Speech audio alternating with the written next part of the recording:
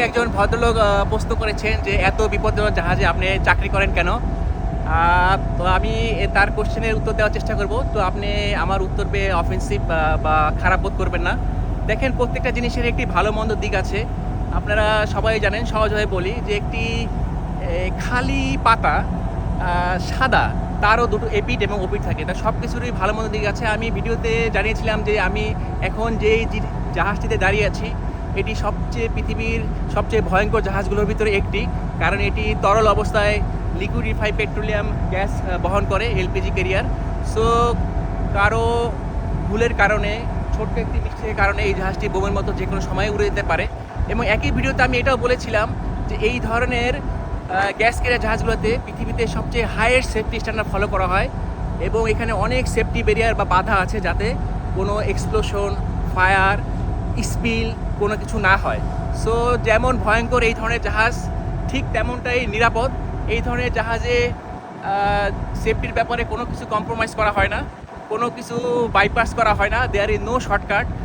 আর আরেকটা জিনিস সংক্ষেপে বলে থাকি, এই ধরনের জাহাজে পৃথিবীর বিভিন্ন প্রান্ত থেকে one of the highest qualified এবং এক্সপিরিয়েন্স অফিসার, ইঞ্জিনিয়ার এবং রেটিং বা ক্রুদেরকে হায়ার করা হয় যাতে কোনো ভুল না হয়। এই ধরনের জাহাজকে নিরাপদে রাখার জন্য নানা ধরনের কম্পিউটারাইজ সিস্টেম এবং অটোমেশন ফিট করা আছে। একটি নয়, দুটি নয়, তিনটি ব্যারিয়ার থাকে। একটি ব্যারিয়ার বা একটি অ্যালার্ম মিস হলে যাতে পরেরটা কাজ করে, পরেরটা মিস হলে যাতে পরেরটা কাজ করে। 3টি 4টি ব্যারিয়ার থাকে যাতে কোনোভাবে এটি দুর্ঘটনার দিকে এগিয়ে না যায়। পরে আসি আপনার প্রশ্নের উত্তরে আরও সামনে আগায় যে আমরা কেন এই জায়গায় চাকরি করছি। প্রথমত, আমি চাকরি করছি দেখে আমার পরিবার উপকৃত হচ্ছে। আমি প্রতি মাসে যে ডলার রেমিটেন্স পাঠাচ্ছি সেক্ষেত্রে বাংলাদেশ উপকৃত হচ্ছে।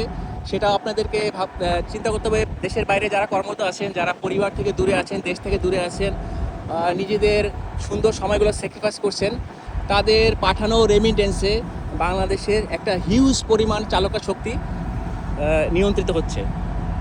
আমরা যদি ভয় পেয়ে এই ধরনের চাকরি ছেড়ে দেই তাহলে কি পরিমাণ কাওয়াজ সৃষ্টি হবে আপনারা বুঝতে পারবেন আমার ব্যাখ্যাতে। এই যে আমাদের জাহাজটি প্রায় 48,000 মেট্রিক টন এলপিজি বহন করে এক দেশ থেকে আরেক দেশ নিয়ে যাচ্ছে। যদি সকল সিফারার এই ধরনের জাহাজে চাকরি বন্ধ করে দেয় তাহলে আপনারা বাসায় সিলিন্ডারে গ্যাসে যে রান্না করছেন সেখানে মার্কেটে হিউজ একটা ভ্যাকুয়াম সৃষ্টি হবে, এলপিজি সংকট সৃষ্টি হবে, এলপিজির দাম বেড়ে যাবে, বিশৃঙ্খলার সৃষ্টি হয়ে যাবে সব জায়গায়। তো চিন্তা করতে পারছেন যে ভয়ঙ্কর জেনেও আমরা বিমানে চড়ি, রাস্তায় অ্যাক্সিডেন্ট হয় দেখেও আমরা রাস্তায় যাই। তো সব কিছুর উপরে আল্লাহ পাকের কিছু নির্দেশনা থাকে, নিয়ামত থাকে। আর আল্লাহ পাক কোরআন শরীফে সূরা আল ইসরাতে স্পষ্ট করে বলেছেন যে আমি সমুদ্রে জাহাজকে নিয়ন্ত্রণ করি যাতে মানুষ তার অন্বেষণ করে পৃথিবীর নিয়ামত এক্সপ্লোর করতে পারে বা গ্রহণ করতে পারে। প্রতিনিয়ত পৃথিবীর এক প্রান্ত থেকে অনেক প্রান্ত যে এই যে লিকুইডিফাই পেট্রোলিয়াম গ্যাস, এই যে তরল অবস্থায় এক দেশ থেকে আরেক দেশে যাচ্ছে, এটি একটি হিউজ পরিমাণ বা কোয়ান্টিটি। এটি যদি বন্ধ হয়ে যায় তাহলে আপনারা গালি দেওয়া শুরু করবেন যে বেটা তোদেরকে এত ফ্যাসিলিটি, এত নিরাপত্তা, এত কিছু দেওয়ার পরে তোরা জাহাজ চাকরি ছেড়ে দিয়েছিস, তাই বাজারে এলপিজির সংকট, গ্যাসের সংকট, জ্বালানির সংকট।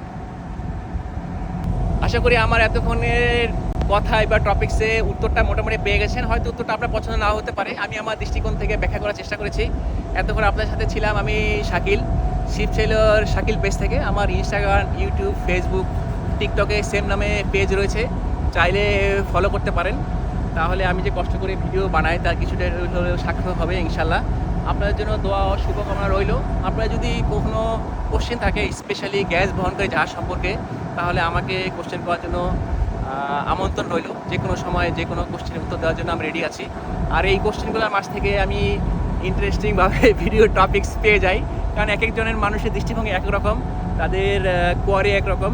যে ভদ্রলোক এই কোশ্চেনটি করেছিলেন যে আপনি পৃথিবীর সবচেয়ে ভয়ঙ্কর জাহাজ জানা সত্ত্বেও কেন চাকরি করেন, আমি তাকে ধন্যবাদ জানাই যে হ্যাঁ, হয়তো উনি আমাকে নিয়ে কনসার্ন বা চিন্তিত যে আল্লাহ না করে যদি কোনো বিপদ হয়ে যায়। বিপদ যে কোনো সময় যে কোনো জায়গায় হতে পারে।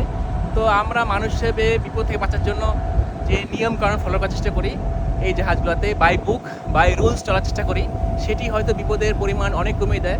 আমি ওই ভিডিওতে এটাও বলেছিলাম যে পৃথিবীতে আপনাদের এখন ইন্টারনেটের যুগ, আপনারা গুগল মামা, ইউটিউব বা যে কোনো জিনিস করে দেখবেন যে পৃথিবীতে বিভিন্ন জাহাজে কম বেশি দুর্ঘটনা হচ্ছে। কিন্তু গ্যাস বহনকারী জাহাজে অ্যাক্সিডেন্ট বা দুর্ঘটনার পরিমাণ সবচেয়ে কম।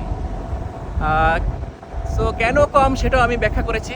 তো ঠিক আছে, এই মুহূর্তে আমি আছি প্রশান্ত মহাসাগরে, মাছ দরিয়ায়। চারিদিকে অনেকটা কালচে রঙের পানি, আকাশ কিছুটা মেঘাচ্ছন্ন, এদিকে সূর্যের দেখা পাওয়া যাচ্ছে।